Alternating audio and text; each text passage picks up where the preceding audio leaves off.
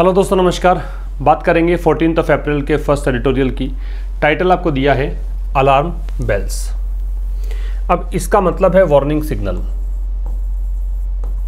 Warning signal means एक प्रकार से चेतावनी है। किस चीज़ को लेकर एडिटोरियल लिखा गया है? On the need to tame inflation. Inflation महंगाई होती है। टेम का मतलब होता है कंट्रोल करना या कर्ब करना, या फिर आप इसे क्या कह सकते हैं, कंट्रोल, कर्ब, ब्राइडल, ये सब इसके सिनोनिम्स हो जाएंगे। तो on the need to tame inflation का मतलब हो गया कि इन्फ्लेशन को कंट्रोल करने की आवश्यकता। इस विषय पर यह एडिटोरियल लिखा गया है। वार्निंग सिग्नल है कि महंगाई काफ़ी ज़्यादा बढ़ रही है, अब उसको नियंत्रित करने की ज़रूरत है। ये एक प्रकार से चेतावनी घंटी है, यूँ कह सकते हो। ठीक है, तो इसमें सब्जेक्ट वर्ब देख लेंगे कि देखो पहला इन्फ्लेशन दे रखा है, ये सब्जेक्ट है। इन्फ्लेशन की वर्ब है वो मस्ट बी टेम्ड है, और आप देख रहे हैं बी के साथ थर्ड फॉर्म है, इसका मतलब ये पैसिव है। तो इन्फ्लेशन को ज़रूर से ज़रूर क्या किया जाना चाहिए? टेम किया जाना चाहिए। टेम का मतलब है नियंत्रित करना चाहिए, कंट्रोल करना चाहिए। Before it dampens consumption and growth. किससे पहले? उससे पहले कि ये कंजम्पशन और ग्रोथ को कम कर दे, उससे पहले। इट है, इसकी वर्ब है यहाँ पे डैम्पेन्स। डैम्पेन जो शब्द है इसका मतलब होता है डिक्रीज या लेसन। आप इसे डिक्रीज कह सकते हो या फिर आप इसे कह सकते हो लेसन, डिक्रीज या लेसन। ठीक है, तो इन्फ्लेशन को क्या किए जाने की ज़रूरत है? टेम किए जाने की, नियंत्रित किए जाने की। किससे पहले? इससे पहले कि ये इन्फ्लेशन के लिए इट आ रहा है, प्रोनाउन है, कि ये कंजम्पशन और ग्रोथ को कम कर दे। कंजम्पशन उपभोग होता है, ग्रोथ का मतलब वृद्धि होती है, उसको कम कर दे उससे पहले बेहतर है कि इसको कंट्रोल कर दें आप। ठीक है, तो ये है इसका मतलब। अब हम विस्तार से पढ़ते हैं इस एडिटोरियल को, और बता दूं आपको मैं कि इसका PDF आप प्राप्त कर सकते थे। अब मॉर्निंग में ही अपलोड हो गया था टेलीग्राम चैनल पर। टेलीग्राम चैनल का नाम नोट कर लीजिए, आशीष क्लासेस ही है। और उस चैनल पर आप अगर नहीं मिलता है वो चैनल, हो सकता नहीं मिले, तो उसके लिए सीधा आप टेलीग्राम पर जाइए और उसको सर्च करें आशीष क्लासेस, या फिर डिस्क्रिप्शन में लिंक है, वहाँ से प्राप्त कर सकते हैं। क्या क्या मिलता है वहाँ पे? एक तो इसका PDF early in the morning upload हो जाता है, एक सिंगल पेज पर वोकैबुलरी सहित। दूसरा, आपको वहाँ पे क्विजेज मिलते हैं काफ़ी सारे। ठीक है, तीसरा, इसके अतिरिक्त कोई भी सेशन है उसका PDF आपको मिलेगा। मुझे नोटिफिकेशन कई बार नहीं मिलता आपको, तो उस स्थिति में आप टेलीग्राम चैनल से वो वीडियो देख सकते हैं। ठीक है, वैसे आपको पता है कि मंडे टू फ्राइडे हर शाम 5 बजे ये सेशन हम डिस्कस करते हैं। इसके अतिरिक्त वहाँ पे डिस्क्रिप्शन में एक और लिंक दे रखा है आशीष क्लासेस एप्लीकेशन का। एंड्रॉयड एप्लीकेशन है, उसे भी आप डाउनलोड कर लें, वहाँ पर पेड कोर्सेज आप एक्सेस कर सकते हैं। ठीक है जी, अब देखिए विस्तार से पढ़ते हैं क्या कहना चाहता है एडिटोरियल।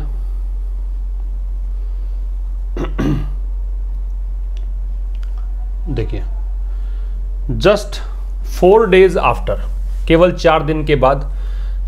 किसके बाद? द आरबीआई की वर्ब है अनाउंस्ड। जब आरबीआई ने अनाउंस किया, दैट कंजंक्शन है, क्या अनाउंस किया कि it would be prioritizing inflation. It आ रहा है आरबीआई के लिए, वुड बी प्रायोरिटाइजिंग। अब ये कहा कि भाई हम लोग जो हैं वो इन्फ्लेशन को प्रायोरिटी देंगे, प्राथमिकता देंगे। ठीक है, ओवर ग्रोथ। और किस पर देंगे प्राथमिकता? ग्रोथ। पहले हम ग्रोथ पर ही फोकस्ड थे, अब हम बात करेंगे इन्फ्लेशन की। इन्फ्लेशन को प्राथमिकता देंगे। ऑफिशियल डेटा शो, अब 4 दिन के बाद ऑफिशियल डेटा, इसकी वर्ब है शो, ये दिखाती हैं रिटेल इन्फ्लेशन की जो खुदरा महंगाई है डिस्क्वाइटिंगली। डिस्क्वाइट का मतलब होता है बिल्कुल डिस्टर्बिंगली कह सकते हो, या फिर चिंताजनक रूप से, वरिंगली कह सकते हो। तो इसको आप कह दीजिए वरिंगली, चिंताजनक रूप से, या फिर इसको कह दीजिए डिस्टर्बिंगली। ठीक है, तो ये दिखाता है कि जो खुदरा महंगाई है वो डिस्क्वाइटिंगली, एडवर्ब हो गया, एक्सेलरेटेड। ये खुदरा महंगाई एक्सेलरेट हुई है। एक्सेलरेट का मतलब बढ़ना होता है। ठीक है, टू अ 17 month हाई, 17 महीने का उच्चतम स्तर इसने प्राप्त किया है।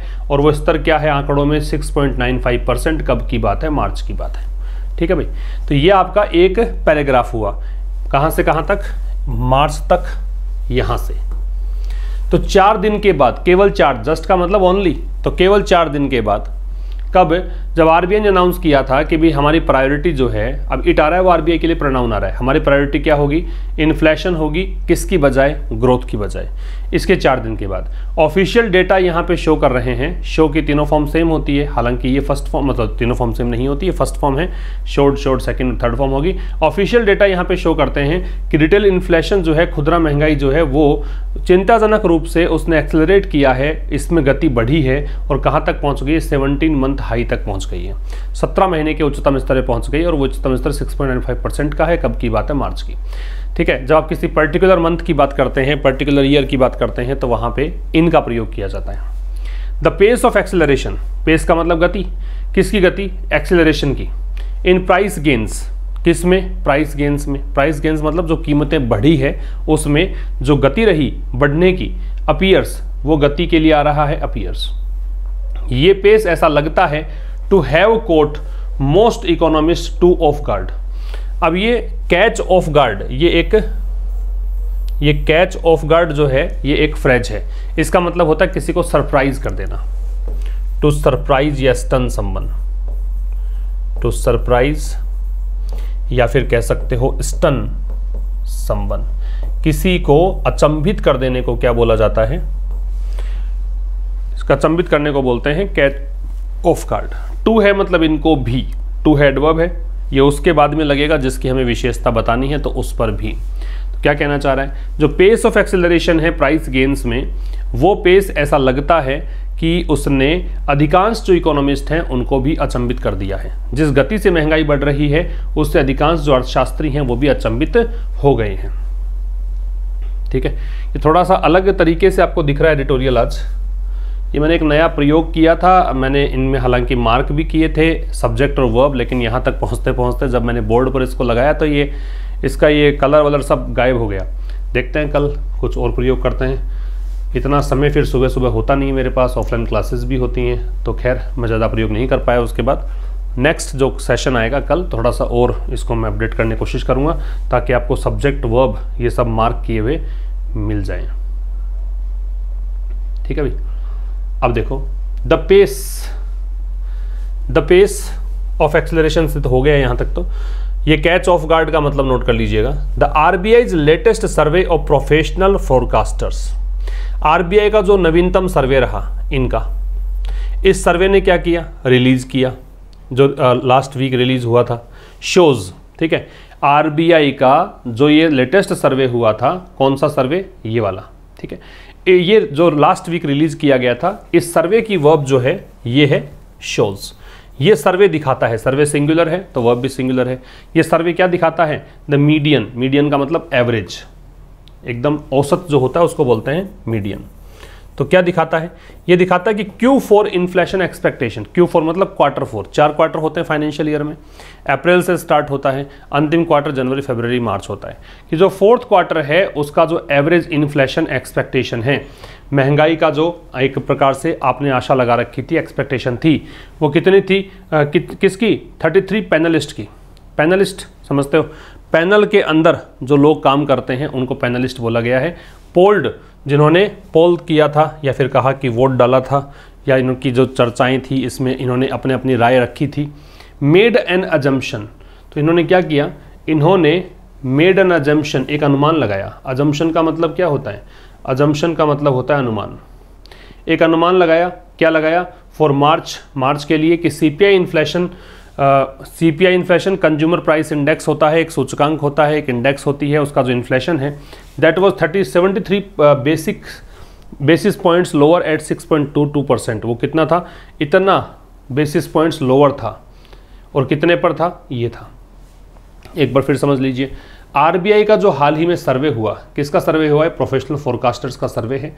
ये सर्वे रिलीज हुआ था पिछले वीक में। ये सर्वे दिखाता है कि जो औसत Q4 इन्फ्लेशन एक्सपेक्टेशन थी किसकी, 33 पैनलिस्ट की, ठीक है, पोल्ड मेड एन अजम्पशन, तो ये जो एक्सपेक्टेशन थी उसने मेड एन अजम्पशन, उस मतलब जो औसत जो एक्सपेक्टेशन थी उसने ये दिखाया कि एक गैस यहाँ पे लगाया गया कि मार्च के अंदर सीपीआई इन्फ्लेशन जो है that was 73 basis points lower eight 6.22%। तो इसने अजम्पशन लगाया था सीपीआई इन्फ्लेशन का, और सीपीआई इन्फ्लेशन के लिए दैट लगा के रिलेटिव प्रोनाउन लगाया दैट, और फिर इसकी वर्ब लगाई वॉज। ये है सीपीआई इन्फ्लेशन की वर्ब। ये जो सीपीआई इन्फ्लेशन है वो 73 बेसिस पॉइंट्स कम था, कितने पर था? 6.22% पर था। ये था इस फर्स्ट स्लाइड में। आगे देखिए, द अपसर्ज, अपसर्ज है, इसका मतलब ग्रोथ होता है, इंक्रीज होता है, बढ़ोतरी को बोलते हैं, ग्रोथ या इंक्रीज, बढ़ोतरी को कहा जाएगा। तो जो अपसर्ज है, अपसर्ज नाउन है क्योंकि दे लगा रखा है तो निश्चित रूप से नाउन होगा। तो जो अपसर्ज है वो लार्जली ड्रिवन, ये लार्जली मतलब मुख्यतया या फिर जनरली सामान्य तौर पर, ड्रिवन मतलब प्रेरित था कि कौन पुश कर रहा है, कौन ड्राइव कर रहा है, मतलब कौन पुश कर रहा है, कौन आगे की ओर उत्प्रेरित कर रहा है। ठीक है, तो ये जो बढ़ोतरी थी, जो बता रखा था ना कि भाई ये महंगाई जो बढ़ोतरी थी वो किस कारण बढ़ी, वो फूड प्राइसेस के चलते बढ़ी, जो खाद्य पदार्थों की कीमतें हैं उसके कारण बढ़ी। Which at the food and beverages group level accounts for, food मतलब खाना, भोजन, बेवरेज का मतलब पेय पदार्थ, ठीक है, जैसे दूध हो गया है ना, ये पेय पदार्थ। इस ग्रुप में अगर देखें तो फूड और बेवरेज का एक ग्रुप है कि भाई ये खाद्य और पेय पदार्थों की जो चीज़ें हैं ना उसके जो कीमतें होंगी वो एक ग्रुप के अंदर आती हैं। अकाउंट्स फॉर, अकाउंट फॉर का मतलब होता है to make total of something, to form total of something, कुल भाग इतना कवर करता है ये, to form total of something. ठीक है, तो कह रहा है कि विच आ रहा है किसके लिए, ये इस फूड प्राइसेस के लिए दे रखा है। तो अब ये कह रहा है कि the upsurge was largely driven by food prices, जो बढ़ोतरी रही वो किस कारण से रही, मुख्यतया इसके अंदर जो फैक्टर रहा वो फैक्टर था फूड प्राइसेस, खाद्य पदार्थों की कीमतें। Which at the food and beverages group level, अब ये जो चीज़ थी वो अकाउंट फॉर मतलब ये कुल मिला के कितना कवर करता है, कंज्यूमर प्राइस इंडेक्स का कितना कवर करता है, ये 46% कवर करता है। सीपीआई के अंदर जो भी आप आंकड़े देखते हो उसमें 46% जो आंकड़े हैं वो संबंधित होते हैं इससे। ठीक है, इस food and beverage group level से, मतलब फूड एंड बेवरेज कैटेगरी के अंदर जो फूड प्राइसेस हैं, मतलब इस पे यहाँ पे ये डिपेंड करता है, या फिर कहें कितना चीज़ें बनाता है। अकाउंट फॉर का मतलब form total of something. While inflation in food and beverages, कह रहा है यद्यपि, वाइल का फंक्शन क्या है, वाइल दो क्लोजेस को जोड़ता है और दोनों क्लोजेस एक दूसरे के विपरीत होते हैं। तो यद्यपि जो महंगाई है फूड और बेवरेजेस में एक्सिलरेटेड, ये इन्फ्लेशन की वर्ब हो गई, ये एक्सिलरेट हुई, ये बढ़ी कितनी, 154 बेसिस पॉइंट्स बढ़ी from the previous month's pace. और ये गति कहाँ से नाप रहे हो आप, पिछले महीने की जो पेस था उसकी तुलना में, और to an annualized rate of 7.47%। और कहाँ तक पहुँच गई, ये 2 है वो मंजिल से पहले लगता है, इसकी मंजिल यहाँ तक थी कि वार्षिक जो दर है, एनुअलाइज मतलब वार्षिक पूरे साल की जो दर रहती है वो पहुँच गई 7.47% तक। ये आंकड़े हैं केवल, है ना। यद्यपि महंगाई जो है फूड और बेवरेजेस के अंदर, खाद्य पदार्थों में और पेय पदार्थों में जो महंगाई है वो इतने बेसिस पॉइंट्स बढ़ गई, ठीक है, पिछले महीने की गति से, और कहाँ पहुँच गई, यहाँ पहुँच गई। अब यहाँ से दूसरा क्लोज स्टार्ट होता है। मैंने कहा था वाइल से जब दो क्लोजेस जुड़ते हैं एक दूसरे का विरोध करते हैं, तो एक तो वाइल से लेकर यहाँ तक का था, दूसरा द मंथ से लेकर 1.3% तक है। द मंथ ऑन मंथ, महीने दर महीने। याद रखिए जब दो एक जैसी नाउन्स हो, जैसे यहाँ पे आप देख रहे हैं कि मंथ यहाँ पे है और मंथ यहाँ पे है, बीच में अगर प्रेपोजिशन है तो दोनों नाउन्स जो हैं वो सेम होती हैं, सिंगुलर होती हैं। याद रखिएगा, दोनों नाउन्स सेम हो और प्रेपोजिशन से जुड़ी हुई हो तो सिंगुलर होती हैं, ध्यान रखना है। तो जो महीने दर महीने महंगाई है वो भी एक सिग्निफिकेंट थी, काफ़ी ज़्यादा थी। वो कितनी थी, 1.3%। ठीक है, तो एक और तो ये देखिए, दूसरी ओर ये देखें कि महीने दर महीने महंगाई देखें तो पिछले महीने की तुलना में 1.3% ज़्यादा थी महंगाई। सिग्निफिकेंट का मतलब यहाँ पे ज़्यादा से है, कंसिडरेबल से है, कंसिडरेबल, साइजेबल, है ना, ये सब इसका मतलब होता है। आगे आइए, एक प्रश्न है भाई आपके लिए, ये थोड़ा सा मैंने चेंज किया है आज। एक क्वेश्चन आपको मिलेगा, तो ये क्वेश्चन का जवाब आपको देना है कमेंट बॉक्स में जाकर। अच्छे से देख लें, स्क्रीनशॉट ले लें। इम्प्लाई शब्द का मीनिंग क्या है, क्या सप्लाई है, बैन है, सजेस्ट है, प्रोक्योर है। जो भी आपका आंसर हो वो कमेंट बॉक्स में जाके बताएं। जिस किसी का भी आंसर सही होगा, चूंकि लाइक से तो पता नहीं लगेगा मैंने लाइक किया है क्या, है ना, या फिर हमारी टीम ने लाइक किया है क्या, तो आपको एक हार्ट सिंबल वहाँ पे बना होता है ना, वो मिलेगा। और उससे समझ जाना, मैं सबका तो जवाब नहीं दे पाऊंगा, लेकिन उससे आप ये समझ जाइएगा कि हाँ आपका आंसर सही है। तो जिसको वो हार्ट मिलता है तो इसका मतलब आपका जवाब वो सही है। तो आप इसका आंसर दीजिएगा कमेंट बॉक्स में जाकर, ठीक है भाई।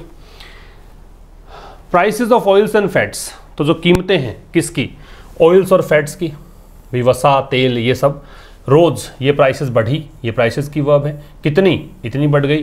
किस आधार पे कह रहा है? Year on year. ठीक है, फिर देख लो, दो एक जैसी नाउन है ईयर ईयर, बीच में प्रेपोजिशन है, दोनों नाउन सिंगुलर है, इधर ना लेफ्ट में और ना राइट में किधर भी ईयर्स नहीं होगा, प्लूरल नहीं होगा, सिंगुलर आएगा। तो कह रहा है प्राइसेस जो हैं, किसकी प्राइसेस? ते ऑयल और फैट्स की, वो कितनी बढ़ गई? 18.8%, साल दर साल के अगर देखें। And by as much as, as और एज के बीच में डिग्री कौन सी आती है? पॉजिटिव आती है। तो मच यहाँ पे डिग्री कौन सी है? पॉजिटिव है। मच की डिग्री कंपैरेटिव जो होती है वो होती है मोर, और मच की डिग्री सुपरलेटिव होती है, वो होती है मोस्ट। एज और एज और साथ साथ में सो और एज, इन दोनों के बीच डिग्री कौन सी आती है? पॉजिटिव आती है, याद रखिएगा। इन दोनों के साथ में डिग्री पॉजिटिव का प्रयोग करते हैं, इन दोनों के बीच में पॉजिटिव डिग्री लगाते हैं। ठीक है, तो जो प्राइसेस हैं वो बढ़ी 18.8% ईयर ऑन ईयर अगर देखें। And by as much as, और यहाँ तक बढ़ी, बाई यहाँ पे तक के लिए आ रहा है, लेवल तक के लिए आ रहा है ना। कितनी बढ़ी? 5.3% तक बढ़ी सिक्वेंशियली, मतलब एक के बाद एक क्रमबद्ध तरीके से, सिक्वेंस के तरीके से। इवन ग्रांटिंग, ग्रांट का मतलब होता है एडमिट करना या फिर एक्सेप्ट करना, स्वीकार करने को बोलते हैं क्या? ग्रांटिंग। इवन मतलब भी, ग्रांटिंग दैट, ये स्वीकार करते हुए भी कि जो वॉर है यूक्रेन में लड़ाई चल रही है, हैज सीवियरली डिसरप्टेड, उस लड़ाई ने, सीवियरली मतलब बहुत गंभीर तरीके से, एडवर्ब है, डिसरप्टेड है वो वॉर की वर्ब है, हैज डिसरप्टेड, ये हैज के साथ थर्ड फॉर्म है, सीवियरली एडवर्ब है।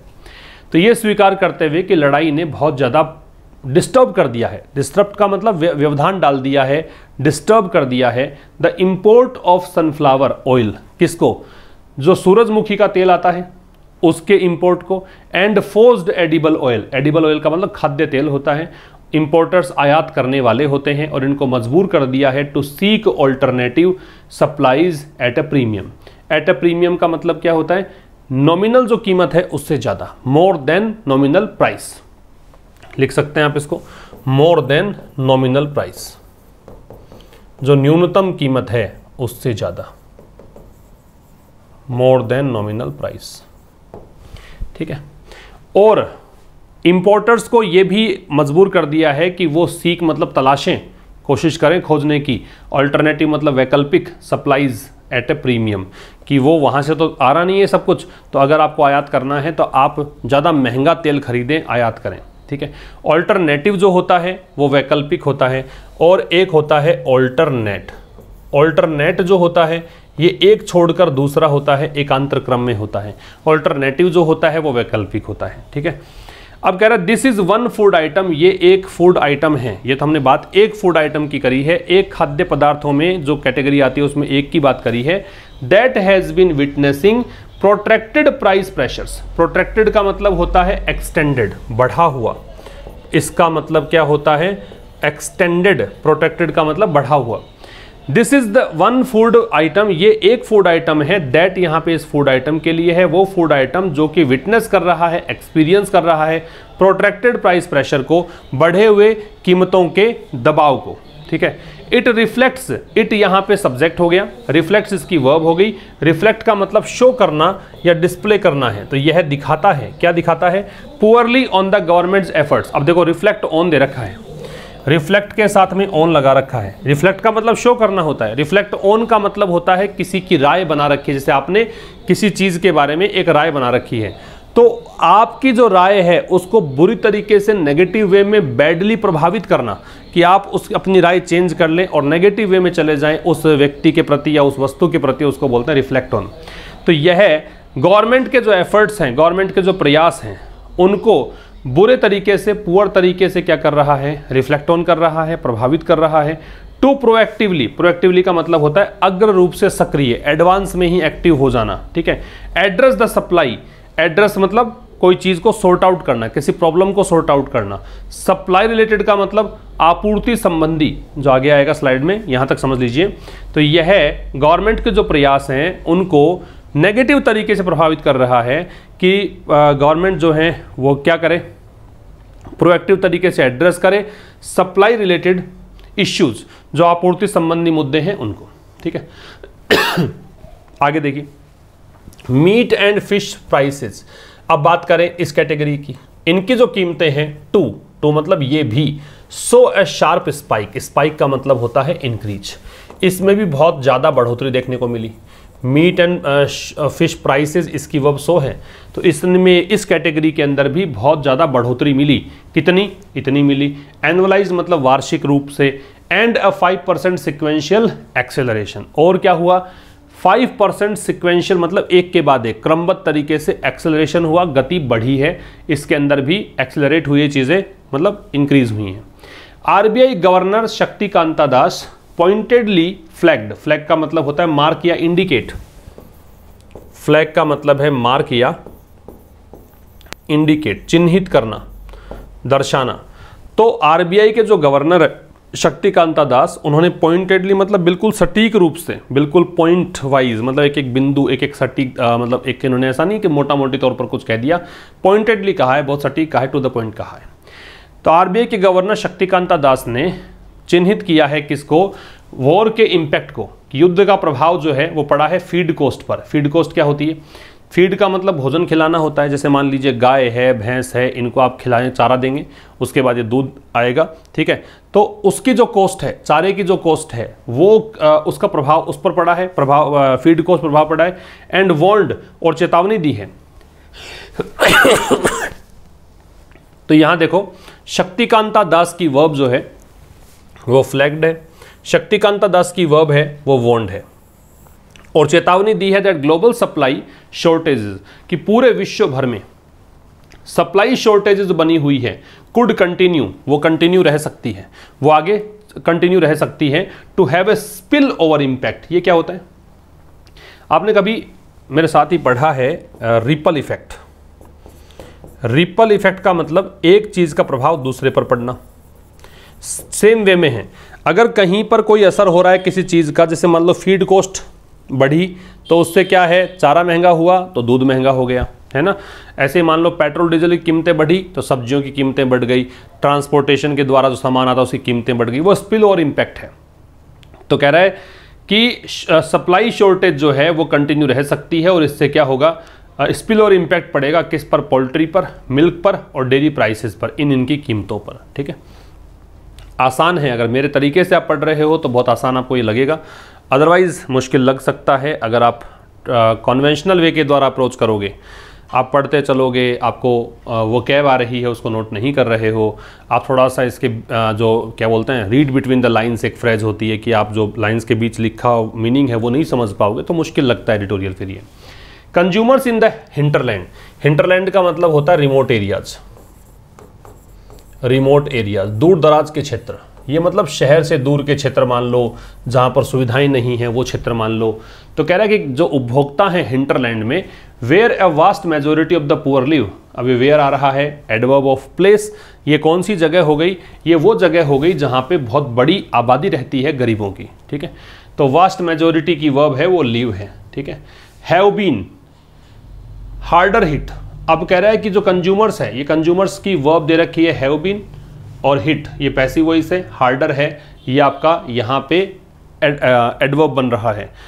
हार्ड की डिग्री कंपैरेटिव हार्डर और सुपरलेटिव हार्डेस्ट होती है, हार्ड एडजेक्टिव भी होता है, हार्ड एडवर्ब भी होता है। तो ये हिट मतलब प्रभावित होने के लिए है। तो ये कह रहा है जो कंज्यूमर्स हिंटरलैंड में रहते हैं, जहाँ पर बहुत बड़ी आबादी गरीबों की रहती है, ये बहुत बुरी तरह प्रभावित हुए हैं, कहीं ज़्यादा इनको प्रभावित हुए हैं। विद रूरल इन्फ्लेशन, किसके साथ? कि जो ग्रामीण महंगाई है, रूरल इन्फ्लेशन है, running a sizable 71 basis points faster at 7.66%। ठीक है, रनिंग जो रूरल इन्फ्लेशन है, जो गांव के अंदर महंगाई है, वो साइजेबल का मतलब कंसिडरेबल होता है, सिग्निफिकेंट होता है, बड़ा होता है। तो ये 71 बेसिस पॉइंट्स फास्टर बढ़ी है, और किस दर पर? 7.66% की दर से यहाँ महंगाई देखने को मिली है। फूड प्राइस इन्फ्लेशन, जो खाद्य पदार्थों की महंगाई है, फॉर रूरल बायर्स, किन के लिए? उन खरीदारों के लिए जो गांव से संबंध रखते हैं। Measured by the consumer food price index, जो किसके द्वारा मापी जाती है? कंज्यूमर फूड प्राइस इंडेक्स के द्वारा एक्सीडेड। तो ये इन्फ्लेशन जो है, फूड प्राइस इन्फ्लेशन जो है रूरल बायर्स के लिए, वो एक्सीडेड ज़्यादा रही है, किससे? 8.4 8% लेवल से, और कितनी ज़्यादा रही है 8.04% रही है। हिंटिंग एट, हिंट के साथ एट लगता है, ये संकेत देते हुए क्या, द इंक्रीजिंग प्रिकैरिटी, प्रिकैरिटी का मतलब होता है इनसिक्योर होने की स्थिति, the state of being precarious, the state of being precarious या फिर इनसिक्योर, मतलब खतरनाक होने की स्थिति, असुरक्षित होने की स्थिति उसको बोलते हैं। तो ये इशारा कर रही है किस ओर की भी, इंक्रीजिंग प्रिकैरिटी, बढ़ती हुई प्रिकैरिटी की ओर, कि भाई बढ़ती हुई असुरक्षा, बढ़ता हुआ खतरा है। एंड न्यूट्रिशनल वल्नरेबिलिटी, वल्नरेबिलिटी तो कमजोरी होती है, रिस्क होती है ना, और साथ साथ में न्यूट्रिशनल वल्नरेबिलिटी भी है इन द कंट्री साइड, मतलब गांव के इलाके में पोषण भी अच्छे से नहीं मिल पाता है गांव के लोगों को। मोस्ट डिस्कंसर्टिंगली, सबसे ज़्यादा डिस्कंसर्टिंग मतलब बेचैन करने वाला, डिस्टर्ब करने वाला जो विषय है, सबसे ज़्यादा जो बेचैन करने वाला विषय है वो क्या है, द मार्च इन्फ्लेशन, वो विषय है ये वाला, कि मार्च इन्फ्लेशन प्रिंट का मतलब जो आंकड़े सामने आए हैं वो, कि मार्च की महंगाई के जो आंकड़े हैं, बेयरली मतलब मुश्किल से, फैक्टर इन का मतलब होता है इंक्लूड करना, तो इसमें इंक्लूड किया गया है क्या, the pass through impact. Pass through impact का मतलब क्या होता है, जैसे मान लीजिए कोई लागत कीमत बढ़ गई, तो आप उस लागत कीमत को बढ़ने के बाद आप अपने नुकसान की भरपाई कैसे करोगे, आप कीमत बढ़ा दोगे, जो सामान आपको बेचना है उसकी कीमत बढ़ा दोगे, उसको बोलते हैं पास थ्रू इम्पैक्ट। ठीक है, फिर आप काउंटर बैलेंस करने के लिए, ऑफसेट करने के लिए, कि कोई चीज़ यहाँ चली गई, अब इसको बैलेंस करने के लिए आप यहाँ तक आएंगे। ठीक है, इसको बोलते हैं पास थ्रू इम्पैक्ट। तो मार्च इन्फ्लेशन प्रिंट जो है वो इंक्लूड नहीं करता है, बेयरली आ गया तो नेगेटिव आ गया, ये इंक्लूड नहीं करता है, शामिल नहीं करता है पास थ्रू इम्पैक्ट को। पास थ्रू इम्पैक्ट किसका, of the ongoing increases in the pump prices. Ongoing मतलब कंटिन्यूअस, जो चल रही हैं, इंक्रीजेज मतलब बढ़ोतरी, किस में, पंप प्राइसेस में जो बढ़ोतरी चल रही है। पंप प्राइस किसका, पेट्रोल डीजल का। As state run refiners, state run का मतलब सरकार द्वारा संचालित, रिफाइनर्स का मतलब जो रिफाइनरी इसमें जो पेट्रोल डीजल वाले क्षेत्र में काम करते हैं वो लोग, बिगेन रेजिंग प्राइसेस, इन्होंने प्राइसेस को बढ़ाना शुरू कर दिया, ओनली फ्रॉम मार्च 22, कब से, 22 मार्च से। ठीक है, तो कह रहा है मार्च इन्फ्लेशन प्रिंट जो है, मार्च इन्फ्लेशन के जो आंकड़े हैं उसके अंदर ये चीज़ शामिल नहीं है। ठीक है, और यहाँ देखें आप, लगातार कीमतें बढ़ रही है, कारण क्या है, क्योंकि रिफाइनर्स जो हैं, स्टेट रन रिफाइनर्स है, सरकार द्वारा संचालित जो रिफाइनर्स हैं, ये इन्होंने शुरू कर दिया, बिगेन इसकी वर्ब है, क्या शुरू कर दिया है, प्राइसेस को बढ़ाना 22 मार्च से। विद रोड फ्रेट रेट्स, तो ये हो गया सड़क के द्वारा कोई ट्रांसपोर्टेशन हो रहा है, उसके अंदर फ्रेट रेट का मतलब जो किराया है, माल भाड़ा है, उसको बोलते हैं। फॉर ट्रांसपोर्टिंग एवरीथिंग, हर चीज़ को ट्रांसपोर्ट करने की बात, कहाँ से कहाँ तक, फार्म प्रोड्यूस से लेकर, मतलब खेती से प्राप्त जो प्रोड्यूस है वहाँ से लेकर, इंडस्ट्रियल गुड्स जो औद्योगिक सामान है वहाँ तक। Set to rise, set to मतलब तैयार है, राइज मतलब बढ़ेंगी, टू रिफ्लेक्ट द इंक्रीज, और ये चीज़ जो है फ्यूल कॉस्ट में इंक्रीज को दिखाएंगी। ठीक है, फिर समझ लो, रोड फ्रेट रेट्स जो हैं ट्रांसपोर्ट करने के लिए, भाई आप परिवहन के द्वारा ही सामान प्राप्त करते हैं, कहीं ना कहीं से सामान प्राप्त होता है, रोड के माध्यम से जो सामान आ रहा है, वो चीज़ें जो हैं, चाहे आप उसमें सामान के अंदर फार्म प्रोड्यूस काउंट कर लो या फिर आप काउंट कर लो इंडस्ट्रियल गुड्स, तो वो भी यहाँ पे बढ़ने वाले हैं, और वो दिखाएंगे कि कारण क्या है बढ़ने का, क्योंकि पेट्रोल डीजल की कीमतें बढ़ गई तो फिर यहाँ भी कीमतें बढ़ेगी, ये स्पिल ओवर इम्पैक्ट कहलाता है। ठीक है, आगे देखो, looking ahead, the 8% inflation seen in the transport and communication subgroup may end up seeming rather tame in comparison. Looking ahead, आगे देखें अगर, है ना, द 8% इन्फ्लेशन, जो 8% महंगाई है, किसमें, जो ट्रांसपोर्ट और कम्युनिकेशन सेक्टर में देखने को मिले। सब ग्रुप का मतलब ग्रुप के नीचे का ग्रुप, एक कैटेगरी उसके सब कैटेगरी, है ना, तो उस ग्रुप में जो देखिए 8% महंगाई है, वो हो सकता है एंड अप, मतलब इस रूप में परिणित हो, इसका रिजल्ट ये निकले, क्या निकले, कि seeming rather tame in comparison. तो ऐसा लगेगा आपको कि थोड़ा बहुत तुलनात्मक रूप से, अगर ये महंगाई जो है थोड़ा बहुत तुलनात्मक रूप से टेम है, मतलब थोड़ा सा कंट्रोल में है, थोड़ा सा आप कह सकते हो कि भाई ये नियंत्रण में है। आगे देखिए, 2 अदर आरबीआई सर्वेज, अब दो और आरबीआई के सर्वे हुए on house hold inflation expectations, किसको लेकर, जो हाउस होल्ड इन्फ्लेशन एक्सपेक्टेशन, भी जो हम लोग हैं हाउस होल्ड, उनको जो महंगाई को देखकर अनुमान था उनका, तो उनके जो सर्वे हैं ऑन कंज्यूमर कॉन्फिडेंस और उपभोक्ताओं का जो विश्वास है कि हाँ इतनी ही महंगाई जाएगी, वो चीज़। ऑल्सो रेज कॉशनरी फ्लैग्स, ये दोनों चीज़ें, ये दोनों सर्वेज जो हैं, ये सर्वेज किसको लेकर हुए? एक तो जो घर में रहने वाले लोग हैं, परिवार हैं, उनका क्या अनुमान है इन्फ्लेशन को लेकर, और कंज्यूमर कॉन्फिडेंस, इन दोनों को लेकर जो सर्वे हुए, ये सर्वे यहाँ पे रेज करते हैं। ऑल्सो का प्रयोग मैन वर्ब से पहले होता भी ऑल्सो का प्रयोग मैन वर्ब से पहले, आप इसे हेल्पिंग वर्ब के बाद भी रख सकते हैं, है ना। तो हेल्पिंग वर्ब अगर होती तो उसके बाद, और मैन वर्ब है तो उससे पहले।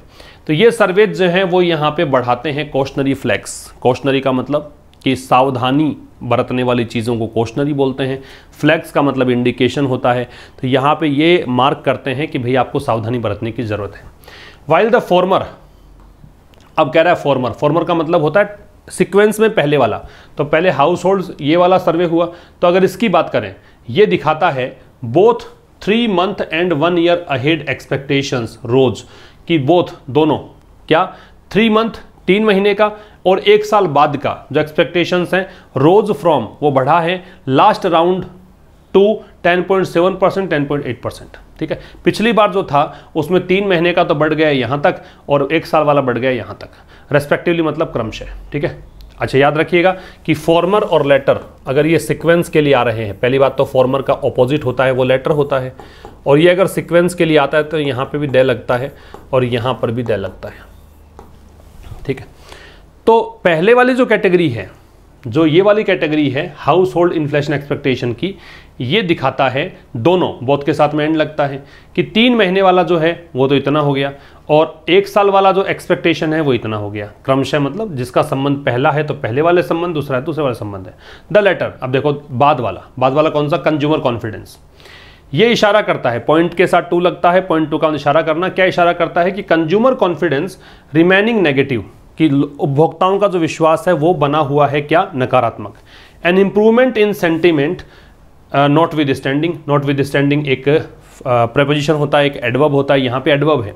नॉट विद स्टैंडिंग का मतलब होता है इन स्पाइट ऑफ, किसके बावजूद, कि सेंटिमेंट में यहाँ इंप्रूवमेंट आया है ना। सेंटिमेंट मतलब इमोशन, भावनाएं, उसमें इंप्रूवमेंट आया है, उसके बावजूद भी कंज्यूमर कॉन्फिडेंस जो है वो नेगेटिव बना हुआ है। स्पेसिफिकली, विशेष रूप से अगर बात करें, the 1 year ahead expectations on inflation show कि 1 साल बाद की जो एक्सपेक्टेशंस है महंगाई को लेकर वो दिखाती हैं, एक्सपेक्टेशंस की वर्ब इन्फ्लेशन है, मतलब ये शो है। About 84% consumer C price gains, कि 84% जो उपभोक्ता हैं उनको लगता है कि कीमतें बढ़ेंगी, प्राइस गेन होगा। ठीक है, ये इनको लगता है। तो ये हो गया सब आपका आज का एडिटोरियल। अब हम मिलेंगे कल एक नए सेशन के साथ। ये मैंने थोड़ा सा एक नया प्रयोग ही किया है कि मैं आपको इस तरीके से सीधा, आपको थोड़ा फील भी आ जाएगा अखबार के जैसे ही पढ़ा रहे हैं। अगर ये मार्क कर पाऊँ मैं इसको, तो कल देखता हूँ, पूछता हूँ मैं कुछ टेक्निकल टीम से कैसे कुछ हो पाएगा, उसके बाद आपको उसी फॉर्मेट में मिल जाएगा। और इसका PDF ज़रूर आप ले लीजिएगा टेलीग्राम चैनल से, वहाँ से पहले खुद पढ़ के उसके बाद ये सेशन लिया करो ताकि ज़्यादा समझ में आपको आए। Thank you very much for watching till the end. मिलते हैं कल एक नए सेशन के साथ, तब तक के लिए नमस्कार।